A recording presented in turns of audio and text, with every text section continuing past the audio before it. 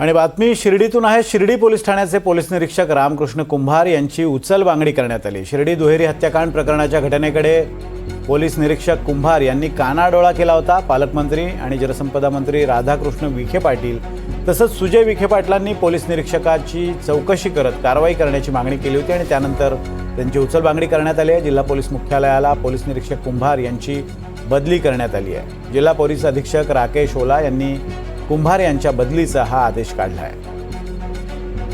आणि याच संदर्भात बोलण्यासाठी आपले प्रतिनिधी सुनील दवंगे आहेत। सुनील, या पोलीस निरीक्षकानं या प्रकरणाकडे कानाडोळा केल्याचं आपल्या बातमीत म्हटलंय, नेमका प्रकार काय आहे, कशा पद्धतीनं हा घटनाक्रम घडला होता? कानाडोळा केला म्हणजे नेमकं काय केलं होतं? सर, काल सकाळी जेव्हा पहाटे हा घडला त्यावेळेस जे आहे ते त्या भागातले जे रहिवासी आहे त्यांनी शिर्डी पोलीस स्टेशनला प्रथम खबर दिली होती, म्हणजे केला होता।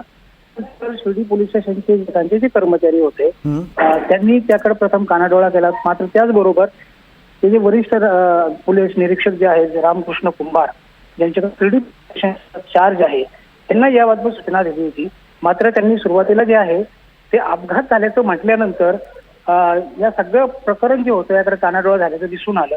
त्याचबरोबर जे या संबंधातले जे मृत व्यक्ती आहेत त्यांचे जे नातेवाईक आहेत ते भर उन्हामध्ये बसलेले असताना सुद्धा त्यांच्याशी त्यांनी समजूत काढण्याची वर्तन केलं।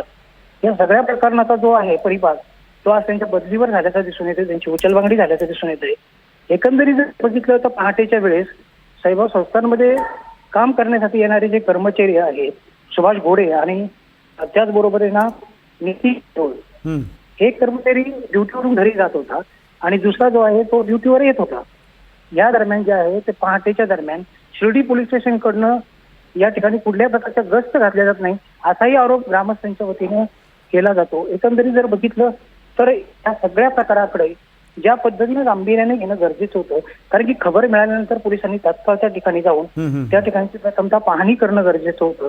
त्या ठिकाणी जर वेळेवर त्यांनी हजेरी लावली असती किंवा पोलीस पथक त्या ठिकाणी दाखल झालं असतं तर कदाचित या प्रकरणातील दुसरा जो पुरेशा गांभीर्यानं पोलिसांनी हे प्रकरण घेतलं नाही आणि त्याला जबाबदार ठरवत या पोलीस निरीक्षकांची बदली करण्यात आलेली आहे। धन्यवाद सुनील दिलेल्या अपडेट्सबद्दल।